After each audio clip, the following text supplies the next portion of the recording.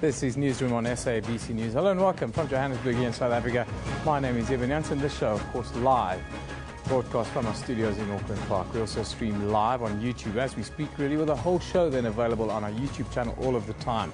President Jacob Zuma will deliver his State of the Nation address in Parliament in Cape Town tonight. The death toll has risen to 49 in the attack on the coastal Kenyan town of Mpeketoni, and we look at the toll ongoing conflict is having on the children of Africa. But first, Katrine Malan gives us a news update. Good morning, I'm Katrine Malan, and let's take a look at the news making headlines this morning.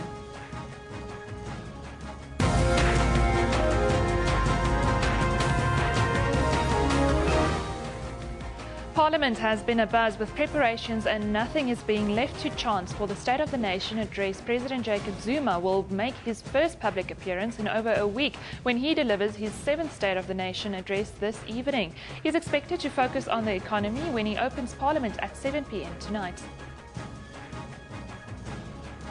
A deal to end the 5-month strike in the platinum sector is scheduled to be signed today. AMCU President Joseph Matunja and platinum mining houses were supposed to sign the agreement over the weekend, but the meeting was cancelled due to being a long weekend. Last week, striking AMCU members accepted the latest wage offer in principle and decided to return to work this week.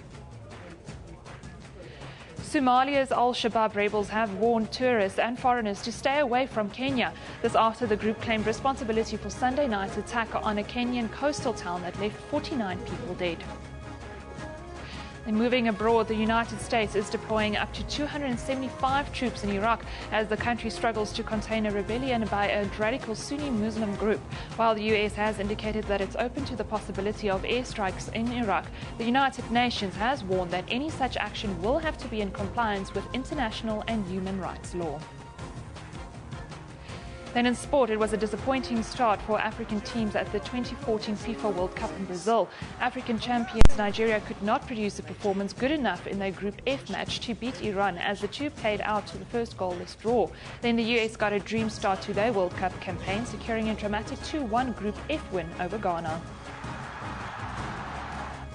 And hopes that 7-time World Formula One champion Michael Schumacher may recover from his skiing accident rose dramatically yesterday after reports emerged in a German newspaper that he was no longer in a coma and he had been transferred to a hospital near his family home. Schumacher was placed in medical-induced coma after suffering a severe head injury in a skiing accident in the French Alps in December last year. Now, President Jacob Zuma will deliver the State of the Nation address to Parliament today, marking the official opening of the 5th Parliament. The President is also expected to focus on the economic situation of the country. South Africa may be dipping into another recession, with economic growth having contracted in the first quarter and international ratings agencies having downgraded the country. For what we can expect from the President's speech tonight, we are joined in Pretoria by political analyst Dr. Samadoda Fikeni. Good morning, Dr. Fikeni. Thank you for joining us. Good morning to you and good morning to your viewers. What is your expectation from this evening, Doctor? I'm sure the nation awaits. Well, I do think that the socio-economic issues will dominate, just like they dominated the January 8th statement and they dominated the election campaign from the ruling party to the opposition parties, especially at this time that you seem to have economic hardships from the downgrading of the country, the strike that seemed never to end, and the economic indicators which are showing that the economy might have contracted for a quarter of a year. Doctor, how does the President then tonight in his speech boost confidence on the outlook for South Africa going forward? I do think that the key thing would be for him to come out very clear that there is a plan to deal with this economic crisis, but short of actually making a leap forward into a new thinking, a new innovation on how that is going to be done, if he repeats that the infrastructure will create jobs and so forth, I think people may start rolling eyes. But if there is something creative, focused and new, then that's when the boosting of confidence may come. Of course, the National Development Plan is one platform that he may say the scattered policies here and there will now be more coordinated under the National Development Plan. And he may also speak to the new ministries in terms of the streamlining and the refocusing. We expect lots of pomp and ceremony, of course, around the opening of Parliament, but almost an earth away is the situation that's playing out on the Platinum Belt. Do you expect the President to specifically address this today, seeing that there might be a deal in the offing as well? Well, I doubt he can actually avoid it entirely because there are several things coming out there. And the main one is whether your collective bargaining as it is now, which primarily is left to the employer and the employees and some intervening institutions, when those do not work, what then can be done in terms of intervention, be it by government, to force the contending parties to reach some agreement? That may feature in a sense because I think it's such a large, dominant issue in the space of our economy for one to ignore. What then about issues around service delivery protests and the issues that young people are facing in South Africa today? That's the main thing in terms of the state capacity and in terms of deploying the right people in the right jobs with the right skills and experience. That in itself, I think, also speaks to the issue of corruption because some of the issues of service delivery protest, it's not that monies had not been allocated, but it's just poor delivery of service or corruption playing a hand in there, be it at the level of suspicion or at the level of actual corruption with slow reaction in terms of taking action against those involved. So that in itself, I think it's going to feature quite prominently because the issue of government capacity has been a worrying factor for years now. What about the divisions within the Tripartite Alliance then? This is sure to be another prickly issue that the President would want to come to grips rather quickly with. That is the issue that he would rather deal with in the political forums of the Tripartite Alliance or in the ANC-NEC meetings, but not in the State of the Nation address because of the sensitivities. Of course, his unconditional endorsement of the National Development Plan is most likely going to cause discomfort amongst COSATU members and its affiliates who are not very happy with the economic chapter of that particular document. Finally, Dr. Mpeketoni, what's your expectation? A rousing speech from the President tonight that will set the tone for the next term? I doubt it will depart radically from what we had seen before. More so now, the main focus, which may detract from focusing on the content, might be the health and the physical condition of the President, who has been resting or has been booked off. That in itself, I think, will also be the kind of a pressure that we will see whether he will be able to handle when you do have millions of people trying to do a diagnosis with their own eyes. Dr. Mpeketoni, thank you very much for joining us this morning. That's Dr. Samadora Mpeketoni, a political analyst, joining us live there from Pretoria. Of course, there will be a number of road closures and parking restrictions in Cape Town today due to the official opening of Parliament this evening. The City of Cape Town has urged motorists to use alternative routes. Public transport will also be affected. They say security fencing will line the route in the central business district. There will be guarded pedestrian crossing points during peak time on Adley Street, Plain Street and Strand Street. Company gardens will be completely closed today. To tell us more about what will exactly be happening in Parliament, we are joined by SABC parliamentary reporter Bulelani Philip. Very good morning to you, Bulelani. I understand that you have a guest with you this morning, but just set the scene for us around the logistics at Parliament today before you carry on. Good morning to you, Eben, and good morning to the viewers. It's quite a beautiful day in Cape Town. We've had a morning chill, but now things are beginning to heat up. That is obviously not going to play a part in the preparations as well as the execution of this year's State of the Nation address. As we've said, this is the first State of the Nation address by President Jacob Zuma in this fifth Parliament. And as I speak to you now, there is still government officials as well as parliamentary staff that that are still putting the final touches to the preparations for this evening's State of the Nation's address. The red carpet has not yet been rolled out, Eben, but parliamentary staff are making sure that, everything that needs to go according to plan goes according to plan. We've got a lot of viewing screens, big screens outside of the precinct of Parliament to ensure that all the members of the public that will be coming out this evening who are not being able to be accommodated inside of the National Assembly behind me will be able to view those proceedings outside of Parliament. And I've said, and as you've said earlier, in and around Parliament there's quite a lot of restrictions in terms of parking, so people are advised to make sure that they use alternative routes or alternatively give themselves an additional time to make sure that they arrive at their destinations in good time. Pedestrians, of course, will also be affected because most of the roads in and around Parliament are barricaded. So people should ensure that they use the pedestrian side that they are using or the building that they are going to is used, because it's quite difficult, if not impossible, to cross over the road. Now, to tell us more or to talk more about this evening's events, we're now joined by a parliamentary spokesperson, Mr. Luzuko Jacobs. Mr. Jacobs, firstly, you must be saying you're relieved that the weathermen or the weather gods have played along.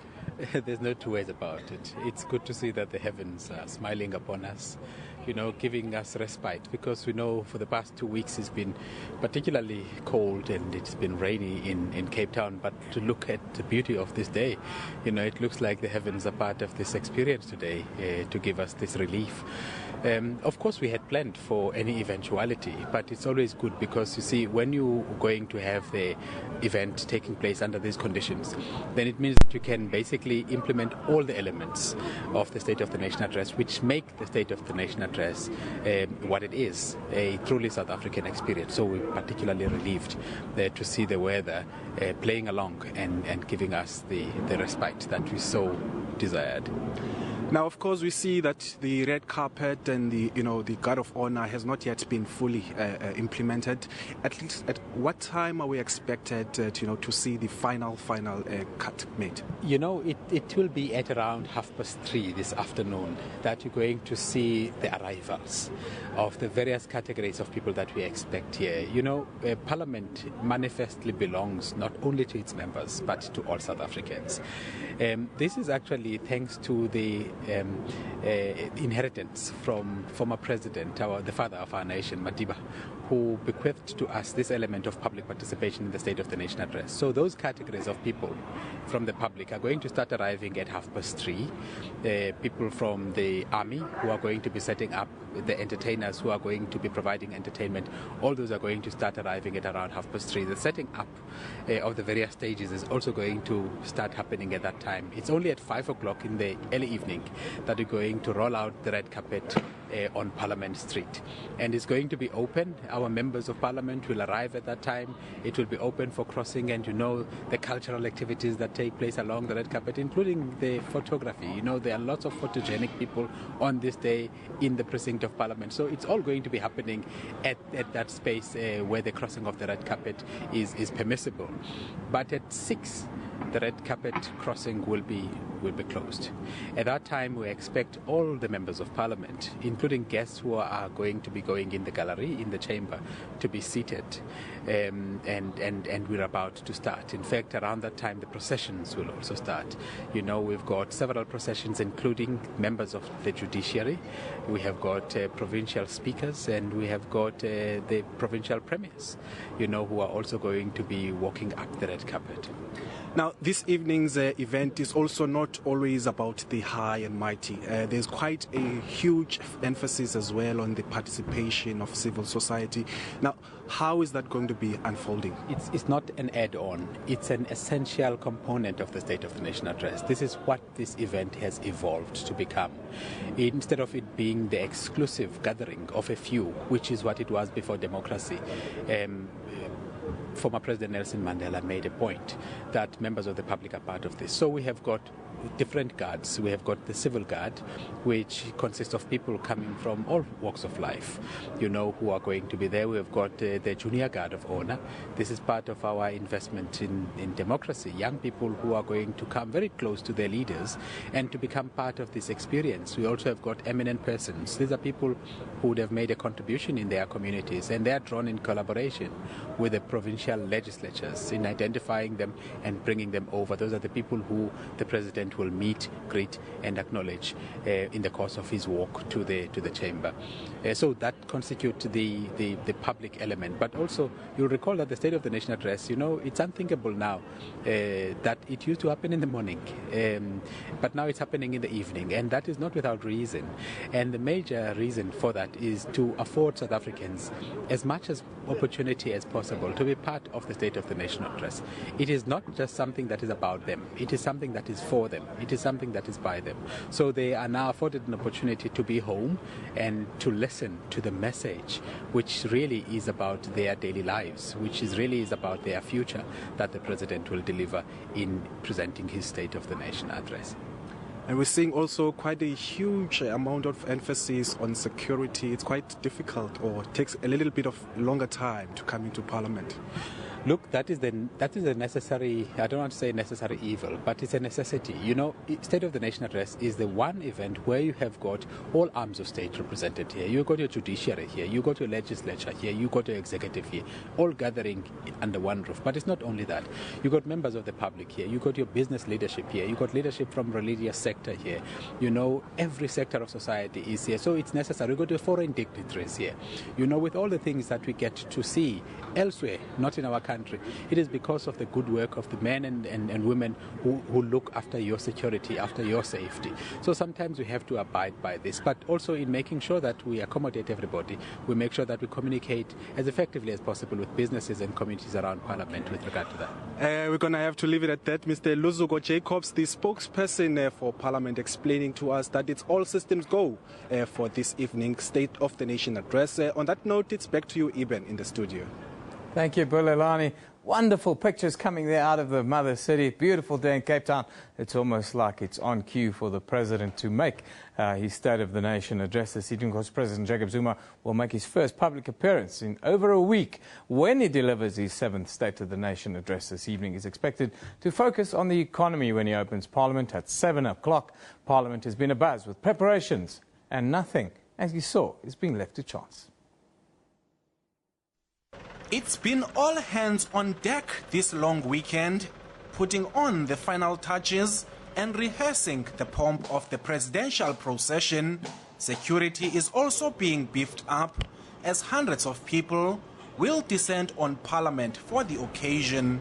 Dozens of school children and people from various walks of life will form part of the Guard of Honor. We're going to have our Junior Guard of Honor. Those are the young people, part of our investment in democracy. They're going to constitute our Junior Guard of Honor. But if Mother Nature does not play along, Parliament is prepared to implement a wet plan. You will still have every element that you've come to be accustomed to in relation to the State of the Nation address. It will just be shifted in terms of the routes that it will follow. In other words, then it means those processions will commence at the bottom, which is the entrance to the National Council of Provinces. And there is a red carpet laid out inside of the building itself. The State of the Nation address will be televised live on SABC2 and Channel 404. Bulelani Philip, SABC News, Parliament. Well, time now for us to take a look at what's happening around the world today. Of course, in Germany, as you can imagine, newspapers in that country this morning boasting with their team's performance and 4-0 World Cup win over Portugal last night, as well as the latest on the condition of Formula One legend Michael Schumacher in the headlines in that country. The Independent in the United Kingdom also can't resist reporting on Germany destroying Portugal last night. There you see the picture of Cristiano Ronaldo, frowning really as he's been put in his place on the football pitch. Still the only topic dominating Brazilian front pages, well, that of the 2014 World Cup, and it's a lot of colour and a lot of good times, it seems, in Brazil. People are not showing on what you're not seeing on the front pages. the protests, and there are plenty of those behind the scenes in Brazil at the moment. In many ways, the O.J. Simpson case was a seminal moment in American culture and history. 20 years later, the case remains controversial for its impacts on television, the media, courts, and the criminal justice system. Today, it's exactly 20 years after that famous chase on a Southern California highway in 1994. Once an NFL hero, now a convict, O.J. Simpson has seen his fortunes fall in the 2 decades since his wife, Nicole Brown Simpson, and her friend, Ron Goldman, were found murdered. Let's take a look back. You just tell them at my house. I know they're all over the place with guns. They're not going to do let it. them know I'm not coming there to hurt any of them. Okay, they know that. And they don't want to hurt you. You going to go to the house? That's why I told you we weren't. You know, you just let them all know. You let the police know. You let them all know. I wasn't running. I know you weren't running. I know you weren't running. I was trying to go to Nicole's grave. I know you weren't running. And now I know you weren't, man, but you got everybody scared. Yeah. You got us all scared with a gun, man. And I'm sorry I made the police look bad by not showing up. Hey, we don't care. That's not a problem. You know what the important thing is here? Is that you don't hurt everybody and break their hearts. I'm not going to hurt anybody. You're going to break somebody's heart is what you're going to do. If I hurt somebody, I'm not going to hurt anybody. And I'm talking to your mother and I'm talking to your kids. Don't do this. Listen, you've been a man all your life. Don't stop now. That was 20 years ago today, O.J. Simpson talking to the police during that famous chase on that Southern California highway. Of course, 1900 tonight, the spotlight will fall on President Jacob Zuma when he delivers his 7th State of the Nation address since he took over the reins in May 2009. For what will be happening, in Cape Town, we cross again to our reporter, Bulelani Philip. Bulelani, are you there again? Well, it seems as if Bulelani is not there. Let's take a quick break. When we come back, more right here on Newsroom.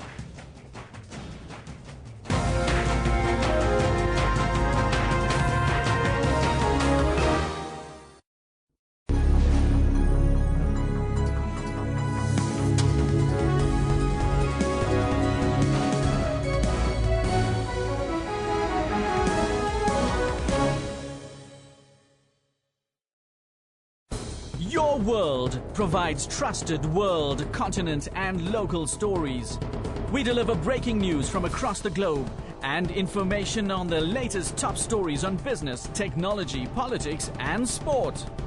Analysis of the big global business and economic issues as they affect consumers and investors.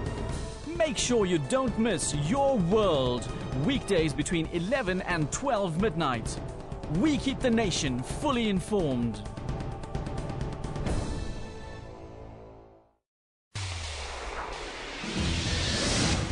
Who are we, you ask? This is who we are. We are technologically driven.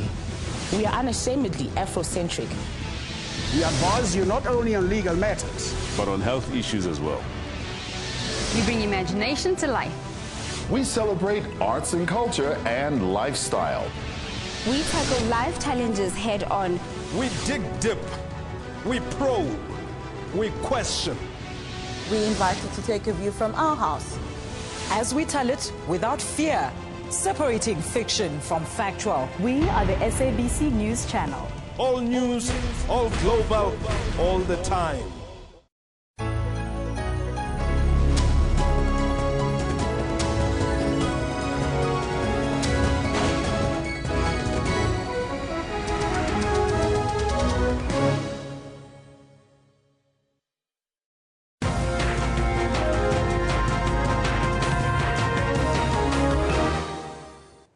Welcome back. You're watching News with me on SABC News. Of course, 7 o'clock tonight, the spotlight will be on President Jacob Zuma when he delivers his 7th State of the Nation address since he took the reins in May of 2009. Let's go back to Cape Town now, where Bulelani Philip is standing by with another update from the Mother City, where the weather is beautiful today. Welcome back, Eben. We're still standing outside the National Assembly in front of this beautiful Mandela bust, which was erected about 2 months ago. But now we want to talk more about, the traffic congestion that you will be experiencing in and around Parliament. And to join us now, we're going to be speaking to the City of Cape Town spokesperson, Ms. Priya Reddy. Priya, we've seen visible road closures in and around the city. What is the arrangement and the advice to motorists? As far as possible, Bulelani, we ask people to stay out of the CBD this afternoon. We know that that's not always possible, but from about 3 o'clock onwards, we will be effecting road closures. National government asks us to do this whenever there's a State of the Nation address. We know what an important event this is for Cape Town and nationally as well. Of course, it's of such great significance, and so we do effect these road closures, but we try and make as minimal inconvenience to Cape Townians as we can. We do deploy as many traffic officers as we can to make sure that the flow of traffic continues. But of course the road closures have to happen. You will have noticed that the ones immediately around Parliament already would have closed for today. But from about 3 o'clock, the bigger roads like Strand Street, Adderley, Whale, from about 3, 4 o'clock this afternoon up until about 8 or 9 o'clock, those will be closed. So yes, as far as possible, people should try and leave the CBD early, or if they can, avoid it altogether. But we will be having all our forces out to make sure that people aren't as convenienced as they could be. And also today is the day to take public transport if you can. The Cape Town trains will be running, as well as the My City buses will be less affected, and the Golden Arrow buses as well. So there are ways that you can come into and out of the CBD. And just lastly, advice for alternative routes leaving and coming into the city? Well, if you are coming into the city, the roads around the southern suburbs, that's Princess Anne, the N2, those will generally be closed because that's where the President leaves to come to Parliament later on this evening. So people should rather take Table Bay Boulevard or the N1 to get into the city if they have to. Priya Reddy, the spokesperson for the City of Cape Town, just telling us more about, the road closures that we'll be experiencing in and around the City of Cape Town today. Yeah, it's causing quite a lot of traffic backlog, but of course, if you can avoid coming into the city, do that, or alternatively use these alternative routes that have been mentioned. On that note, it's back to you again, Eben. Yeah, thank you very much, Bulelani. Of course, Bulelani Philip will give us updates throughout the day, letting us know what's happening at Cape Town, of course, as the Mother City prepares for the 7th State of the Nation address. Let's just take a quick look now what's happening on social media. What you talking about on social media? Of course, Josie Funk says, legends never die, your spirit lives on. Eddie Zondi, of course, that is Metro FM DJ who passed away yesterday. Sad at the passing of Eddie Zondi. The romantic repertoire can never be the same again. Heaven will now have great music artists, and Zondi says, Musi Mamani.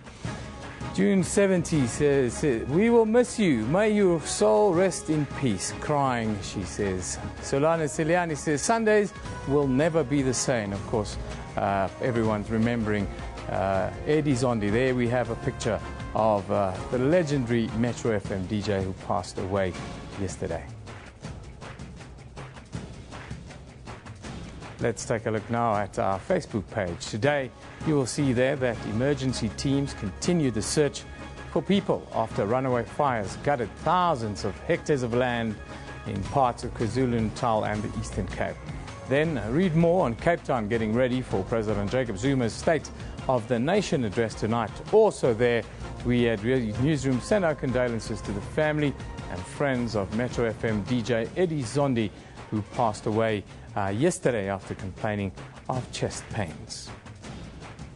Well, to remember the life of Metro FM DJ Eddie Zondi, better known as radio's king of ballads, here is a little something special.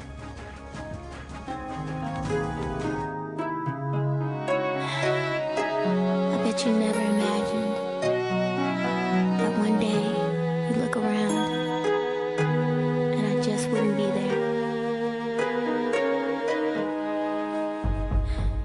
Yes, Eddie Zondi passed away yesterday after complaining of chest pains. He passed away on his way to a hospital. SABC News remembers the great man today. Let's take a short break.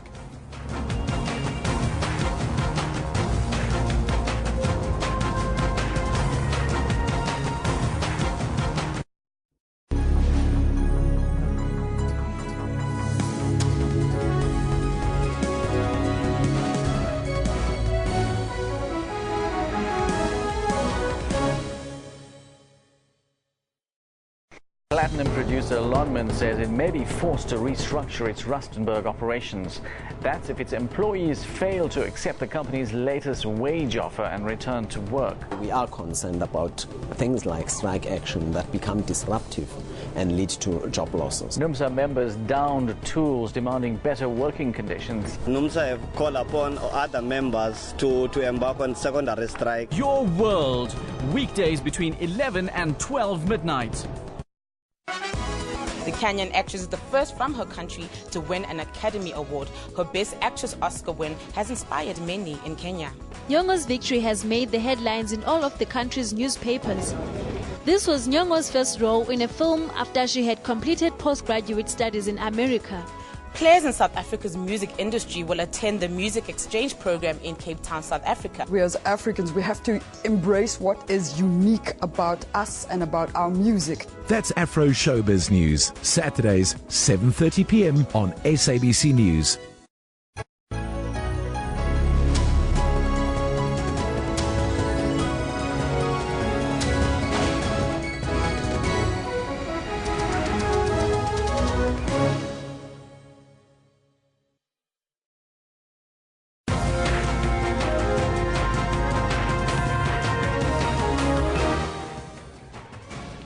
Welcome back. You're watching Newsroom on SABC News. So let's have a look at the news making headlines this morning. Parliament has been abuzz with preparations and nothing is being left to chance for the State of the Nation address. President Jacob Zuma will make his first public appearance in over a week when he delivers his 7th State of the Nation address this evening. He's expected to focus on the economy when he opens Parliament at 7 p.m. A deal to end the 5-month strike in the platinum sector is scheduled to be signed today. UMCU President Joseph Matunja and platinum mining houses were supposed to sign the agreement over the weekend, but the meeting was cancelled due to it being a long weekend. Last week, striking UMCU members accepted the latest wage offer in principle and decided to return to work this week. Moving up in Africa, Somalia's Al-Shabaab rebels have warned tourists and foreigners to stay away from Kenya. This after the group claimed responsibility for Sunday night's attack on a Kenyan coastal town that left 49 people dead. In international news, the United States is deploying up to 275 troops in Iraq as the country struggles to contain a rebellion by the radical Sunni Muslim group. While the US has indicated that it's open to the possibility of airstrikes in Iraq, the United Nations has warned that any such action will have to be in compliance with international and human rights law. And in sport, it was a disappointing night for African teams at the 2014 FIFA World Cup in Brazil. African champions Nigeria could not produce a performance good enough in their Group F match to beat Iran, as the two played out to the first goalless draw.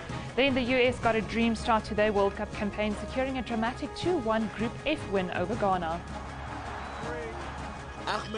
Then hopes that 7-time World Formula One champion Michael Schumacher might recover from his skiing accident rose dramatically yesterday after reports emerged in a German newspaper that he was no longer in a coma and he had been transferred to a hospital near his family home. Schumacher was placed in a medically induced coma after suffering a severe head injury in a skiing accident in the French Alps in December last year. Now, people crossing borders in war-torn African countries is nothing new, but what has been described as a silent crisis is the amount of children fleeing their countries alone. The Centre of Human Rights at the University of Pretoria yesterday, as we celebrated Youth Day, highlighted the crisis brewing in Eritrea as more and more children flee their country, mostly to avoid prolonged military conscription. It was estimated last year that refugee camps in neighboring countries host up to 2,000 children from Eritrea at any time, but many move on to unknown places.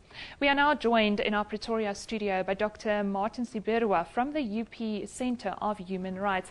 Doctor, welcome and thank you for joining us this morning. Thank you so much. Good morning. Doctor, I would like to start off. Eritrea is a country not at war, but still the children are fleeing. Why?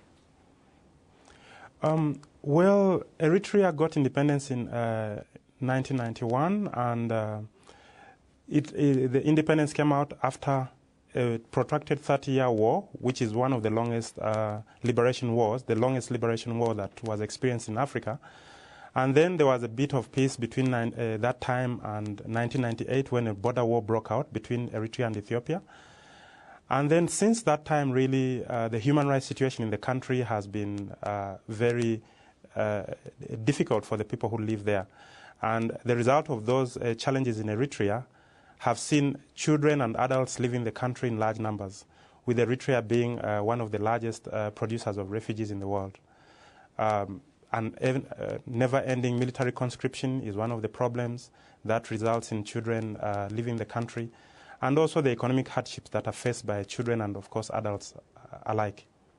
So the fear of military service is one of the main factors pushing these kids across the border. What are the other general factors that also play a role? Yes, the other general factors besides the military conscription or national service is that the economic situation in Eritrea is quite challenging, in the sense that people are not able to pursue their careers. They are put in military service for a great deal of their lives. Some people have been doing military service for the last 18 years. And children, once they are conscripted, they are never able to really leave. And then the level of education, the quality of education is also questionable. So many young people already cannot see a future for themselves in those kind of situation that is prevailing in Eritrea at the moment. So factors include lack of access to proper education, military conscription, difficult economic hardship in the country that many children also experience. Is it true, I just want to clarify, that children are denied a school leaving certificate in some cases if they do not decide to join the military? Yes, that happens. What happens is that the Eritrean education system goes up to grade 12, and once children do up to grade 11 in whatever schools that there will be across the country, the grade 12, then they have to go to a military training camp, which is called SAWA. And while they are in SAWA for the 12 months that they are there, at least half of the time is spent doing military training. So effectively, they are conscripted in the army at that time. And then even when they are doing their education while still at SAWA, they also do it under a military kind of system. And if a child does not go to SAWA, doesn't agree to do the military training, then one of the, of course, punishment that you face is they either take away your student card, which means you don't get a lot of services that will be open to an ordinary citizen. And the other problem is that they will also refuse to give you, your certificate in the event that you are even able to do your grade 12. So they have those systems to discourage young people from not joining the army. Not turning away from the army. Now, there have been statistics and stuff, but how many children would you say, on an estimate, flees Eritrea on a yearly basis? The numbers are quite large, and it's very difficult to really get the exact numbers. But Eritrea at the moment is, by the United Nations, it's considered the 10th highest producer of refugees in the world. At the moment, there are more than 300,000 refugees, at least this according to UN statistics. But it's also acknowledged that that number may be less than the real number, because some people may not necessarily report to refugee receiving centers. And then out of those, a lot of children, some as young as 10 years old, are running out of the country into countries that immediately border Eritrea. So they go to Sudan, they go to Ethiopia, and to any other destination that they can get to. Now, what happens to these children once they cross the border? Once they cross the borders, they stay in these refugee receiving centers for a while, or until maybe sometime they are then able to leave those centers and go to unknown destinations. But the problem with that is that even while crossing the borders, they are in danger of being shot at, because there is a shoot-to-kill policy by the Eritrean government for anyone who tries to flee the country. And once these children even manage to successfully cross into any of the neighboring countries, there is also increasing cases of kidnapping Eritreans to ask for ransoms from their family. And of course, then the families are also very hard-pressed financially to be able to pay any ransoms. And so it's become a lucrative kind of activity for kidnappers in that region. And it may also be that some of the people involved in the kidnapping of Eritrean children and adults alike, may even be from within Eritrea, and they cooperate with people from outside to ensure that children are kind of also become victims of this. And of course, children also become open to abuses, including sexual exploitation, human trafficking, and a whole lot of other, host of other abuses. Who should be taking responsibility for this situation? I think first and foremost it's the government of Eritrea that should be taking responsibility for this, because the conditions in the country are what has resulted in a lot of the citizens fleeing. And if they were to change their policies and their practices, we would see a decrease in the number of people that have to leave, especially children. So first and foremost is the Eritrean government that should be taking responsibility for what's going on.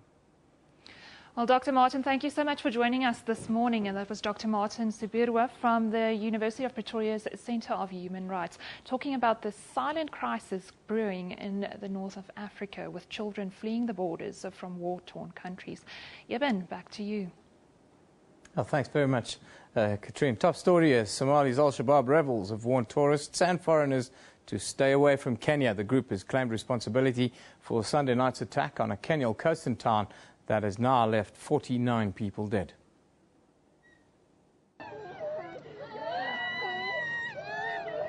Mpeketoni on Monday. Blood, tears, smoke, and in some places, smoldering fires. Sunday's attack, the boldest since the Al-Shabaab militant group attacked a shopping mall in Kenya in September last year.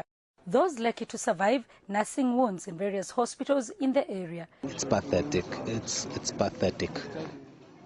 The injuries are varied. We have those with bullet wounds. We have those who have been hacked by sharp objects like pangas. Reports from the coastal town indicate that more than 50 gunmen shot at residents indiscriminately.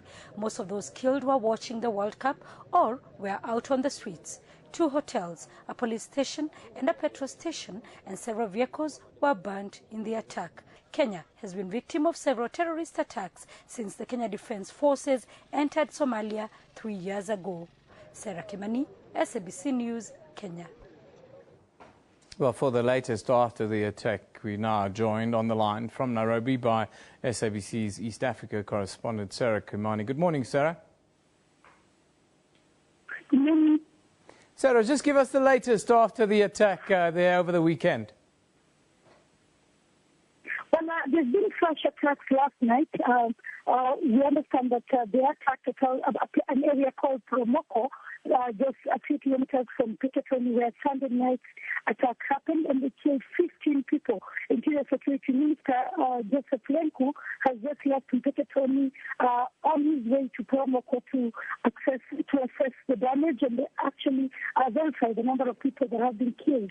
The police, of course, confirming that 15 people were actually killed last night in Promoko. Al-Shabaab has indeed also confirmed responsibility for those latest attacks. Sarah, would it then be fair to say that residents of Mpeketoni and surrounds are living in fear for more attacks and on their homes, really? Yes, they're actually living in a lot of fear. In fact, just before we came on air, we were planning to make a trip down to Mpeketoni, and a lot of people you're speaking to are actually questioning you, telling you that the area is still not safe. In an interview that we did yesterday, we spoke to a person who felt that the government needed to do more because, according to him, nobody feels safe. Most of the people last night kept off the entertainment places. A lot of media houses from here saying that Mpeketoni was a ghost town when evening fell, and that has continued the whole of this morning. People huddled up in small groups discussing this latest attack and indeed the insecurity that the country is grappling with. Now, Sarah, the insurgents have warned foreigners not to travel to Kenya at all. Is that the only thing that they want? Have they come out? Have they demanded anything more? Well, what they're saying is that they want the Kenya Defense Forces to leave Somalia, and they're saying that Kenya is now a war zone, and saying that they will not relent until the Kenya Defense Forces leave Somalia. Of course, the Kenyan government has repeatedly said that it will not be pulling out its troops out of Somalia. Interestingly, this morning on social media, there is debate, and some people actually now are using the hashtag Bring Back Our Soldiers, insisting that the Kenyan government must now bring the soldiers back to the country. But Kenya says the reason why they went to Somalia in the first place was to rein in Al-Shabaab, and also saying that now the reason Al-Shabaab is actually coming into the country is because they have been beaten at home by the African Union forces that are fighting Al-Shabaab inside Somalia. Has Al-Shabaab, have they pointed out why they're now taking locals and not foreigners as has been the case before? Well, they're very clear in their website, in the statement that they sent, saying that they're not relenting and that the whole region, the East African region, is not going to be peaceful until all the countries with troops inside Somalia pull out their troops. But they most specifically seem determined to cripple Kenya's economy. In fact, just recently they sent out a statement in one of the radio stations saying that they are out to cripple the Kenyan economy, celebrating that they have been able to cripple tourism and that they are determined to ensure that they cripple the country's economy fully. Now, this town, Sarah, it's only 3 hours away from the border with Somalia. Have the government taken steps to secure this area? What are they doing? Well, the Kenyan government has the military base just near where the attacks happened in a place called Nanda Island. The American forces also have some troops there. What is interesting and for a lot of people is that these attacks lasted for more than 4 hours on Sunday night, and then again there were repeat attacks yesterday. And even though they're saying that they have heightened security, the Kenyan government seems unable to rein in the Al-Shabaab. But what now the minister has said, as he was addressing residents of Mpeketoni this morning, is that his government believes that Al-Shabaab has the capability to jam networks, Telcom by telephone networks in the area, and that is why police were not able to answer to distress calls. Of course, a lot of people disputing that because on Sunday night we had people. Well, Sarah, unfortunately it looks like we've lost the line there with Sarah Kamani, but we got the gist of it, of course, an update after, the shooting by Al-Shabaab militants in the holiday town of Mpeketoni that claimed now the death toll has reached 49. Back here in South Africa, the death toll from veld fires in parts of KwaZulu-Natal and the Eastern Cape may rise as emergency teams continue to search thousands of hectares of land. The Department of Cooperative Governance and Traditional Affairs in KwaZulu-Natal says 7 unconfirmed deaths were reported at the weekend. The Abakulusi and the Kokstad municipalities are the worst affected.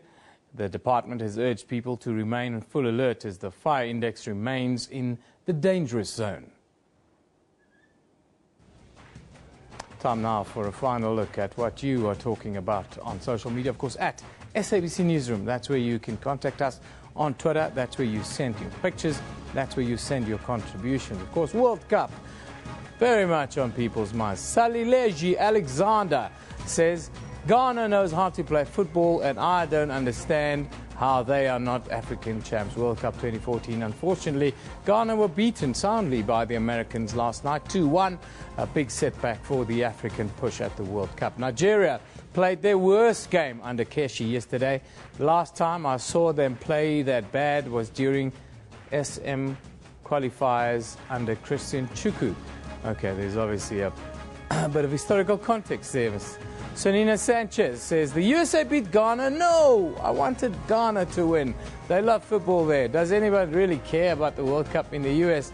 I support that sentiment, yes. Football is more important than life here on the African continent. El Gran Male says, Nigeria, ball control plus pass plus attempt equals 0. Worst performance. Fans connect, hashtag World Cup. Shame. They're not happy with the Nigerian performance. Masandi for sure says, nope, was kind of disappointed by Nigeria and Ghana. I think that's kind of the sentiment that's doing the rounds today. Very much the sentiment doing the round. People are not very happy with the way the African teams have performed. Of course, there's still a long way to go in this World Cup and a whole host of matches before we get to the next round. That's where we wrap it today. Newsroom is broadcast live from our studios here in Auckland Park in Johannesburg. Between 9 and 10 a.m. every weekday morning. The show repeats at 2 in the afternoon with a rebroadcast then at 5 a.m. the following morning. We also stream live on YouTube at that time with the whole show available on demand on our YouTube channel all of the time. This is SABC News. You're watching Newsroom. We love it in the morning.